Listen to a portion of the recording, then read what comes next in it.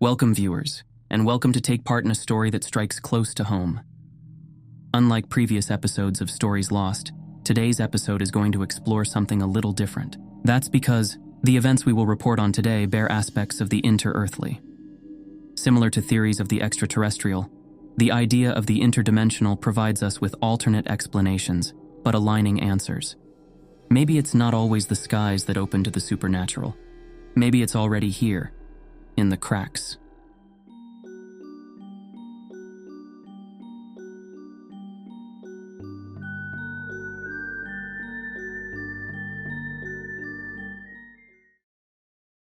These events took place not long ago. It is a winter's day. Pale snowflakes fall like fairies' tears over silent birches. It's early in the morning when a Swedish forest awakens, shrouded in a hushed reverence. Snow drifts lazily between ancient pines, their silhouettes dark and majestic against the first light of dawn. The air is cold, tinged with the fresh scent of pine needles and crisp frost. A gentle breeze whispers through the branches. Snow-covered leaves glisten, catching the soft sunlight. The asphalt that cuts through this quiet wonder scars nature's serene embrace. Birds flutter nervously as balls of metal careens through the landscape, sending shockwaves through the ancient bedrock. Small mischievous eyes twinkle with hostility, peering up from under loose rocks and soft snowdrifts. Venturing into the open, the small folk run up and down the hidden trails, glaring at the enormous blockage of oily asphalt that cuts through ancient pathways. Another ball of hard metal drums its wheels on the hard, sleek surface. Not stopping, one of the small folk steps out into the road, snow creaking underfoot. Does the driver in the car see the gray figure? Does he feel the tingle of the underground before the steering wheel jams? The car swerves, or the engine dies. Triumphantly, the small folk steal away, slinking through the cracks, sliding through nature's hidden crevices. Once again, have they sent a message to the big people that selfishly populates and exploits this communal earth, but will they listen? Will they ease off the brakes, adjust its speed, and pay heed to the realms beyond our sight? In 2022, one such incident, one of many we will later learn, reaches the Swedish press. An accident-prone road turns out to be something allegedly supernatural and causes a small ruffle in the Swedish press. Newspapers and state radio take a marked interest in the reported incidents on this accident-prone road, built in the 1980s. And new details about the circumstances surrounding the initial road prospecting comes to light. It was not without controversy that a road past Skarvberget was built. Alarms were raised, but warnings were dismissed and scoffed at. And perhaps it just so happened that people had to suffer the consequences of that modern man's hybris. This episode on Stories Lost shines a new light on Swedish folklore and the interdimensional beings that share this world with us on the other side of the thin veil. If you believe in the supernatural, you are far from alone if you live in Sweden. In 2024, the Swedish opinion polling company Demoskop published a survey that showed that 43% of Swedes would not pass underneath a ladder, out of fear of bad luck. 1 in 3 would never put their keys on the table, and 1 in 4 will spit 3 times if they see a black cat cross the street. But the Swedish people's belief in the supernatural extends into other myths as well, myths that are as old as time. A lot of people in Sweden experience the cohabitation of vättar and other small folk that animate forests, and that can hide under the floorboards or in the nooks and crannies of farmhouses or stables. So what are vättar, or small folk? In the rich tapestry of Swedish folklore, small folk, fairies, and trolls hold a special place. These mythical beings have been part of the country's cultural heritage for centuries, appearing in tales that are both enchanting and cautionary. Small folk, known as vättar, are often depicted as elusive, dwelling underground or in forests, guiding or misleading humans. Fairies, or elvor, are ethereal beings associated with nature, dancing in meadows under the moonlight. Trolls, larger and more formidable, inhabit mountains and caves, known for their strength and sometimes malevolent tendencies. These creatures reflect the deep connection between Swedes and their natural landscape, embodying the mysteries and magic of the wilderness. Swedish people are often referred to as semi-superstitious.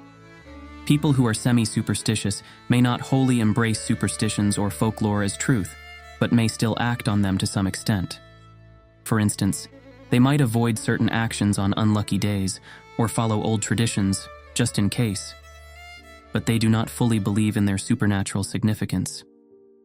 In December 2022, one such a semi-rational, semi-superstitious man drove his car past Skarvberget's rest area.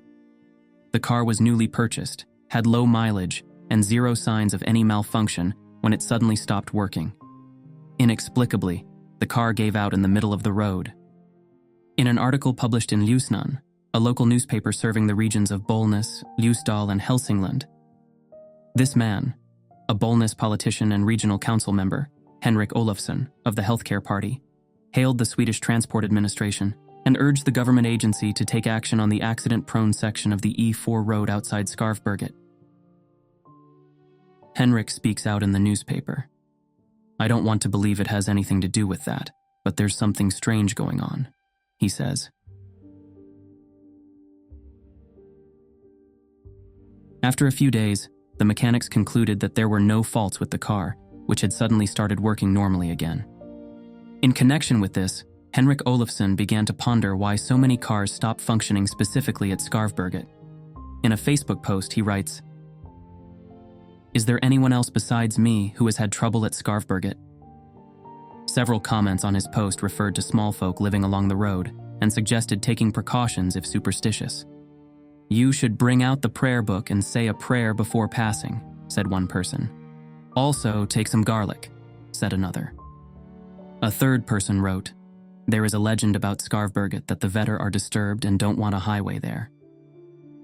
An article in a local newspaper from 2015 discusses whether gnomes and trolls are behind the numerous traffic accidents at Skarvberget.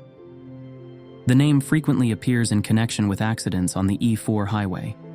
According to the article, there have been 59 reports of various incidents and accidents near Skarvberget since 2000. It also mentions complaints from the 1980s about the wisdom of building roads in areas said to be inhabited by trolls. In other parts of the world, such as Iceland, planners sometimes consider huldufólki, Icelandic elves, when designing roads, occasionally rerouting to avoid their homes. Politician Henrik Olofsson has also heard that the number of car breakdowns and other issues in the same area is unusually high. After his own experience, he tells journalists how he wants the Swedish Transport Administration to take action. "It's not a coincidence. They need to ensure that the speed is reduced there or simply move the road," he says.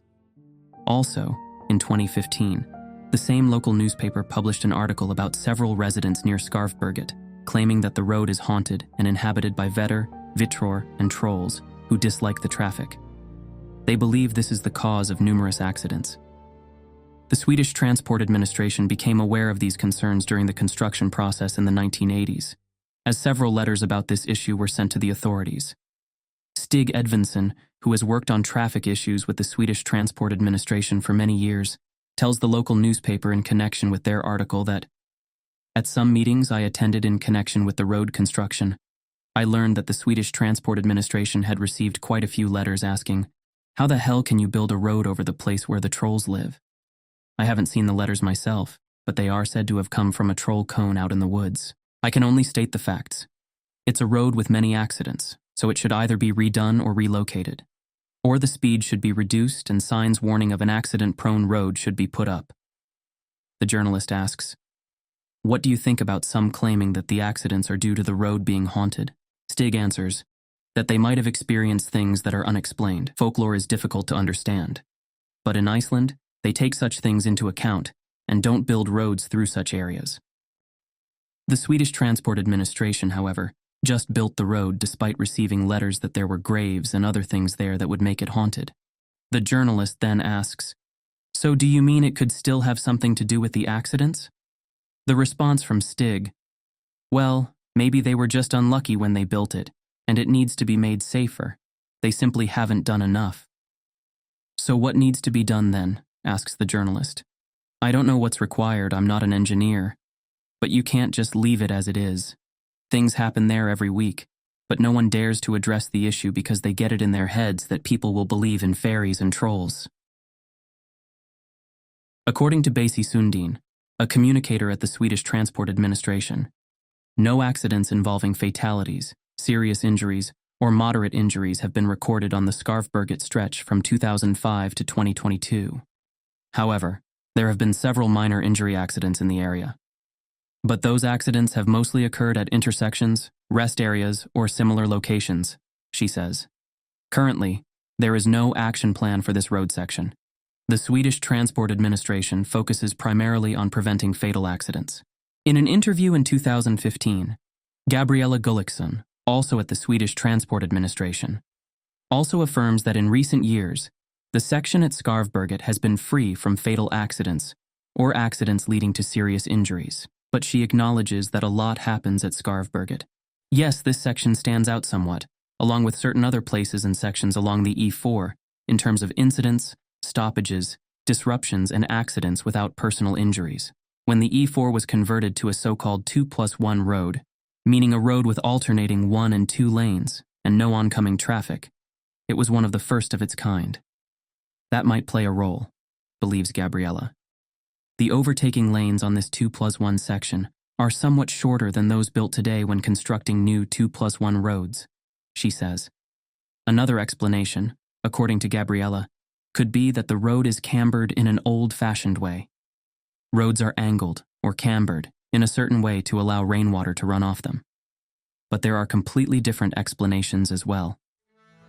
It has long been said in the area that the construction of the E4 disturbed something in nature, something deep in the woods that should have been left alone. In articles about incidents at Skarvberget, there are often strange reports. 3 times vehicles have caught fire while driving at Skarvberget. There are also reports of drivers suddenly falling ill at the same spot. Many cars have experienced flat tires and technical problems there. Unfortunately, the letter from the troll cone of the forest, warning off road prospectors, has to the best of our knowledge not been recorded in any official register. In that letter, what was this woman able to communicate about her relationship with the underground folk and the trolls? What words did she use to flag the urgency of keeping nature ensouled and acknowledging the vibrant mattering of a spirited environment? If we today could read her outrage over the unforgivable offense to tear through the sacred lands, how would we feel? The forest is not just a collection of trees and streams. It is a living entity, vibrant with life. Can we understand the fear of destruction, pollution, chaos, and the concern that the ancient oaks, the songbirds, the very essence of this land could be obliterated by human greed and thoughtlessness? The wrath of the forest. Is it real? Do we feel its effects at Skarvberget? In short, it is widely recognized that the land is alive.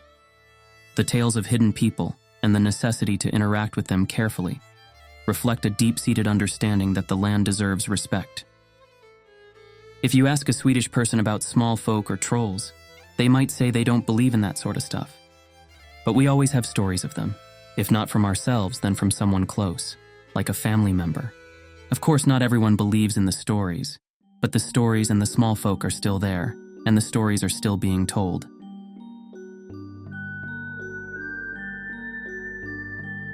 This week, a special thanks for the coffee goes to Gira Brustein. Would you also like to support the channel's continued efforts to highlight lesser-known cases? Like and subscribe, or go to buymeacoffee.com/storieslost. See you next week.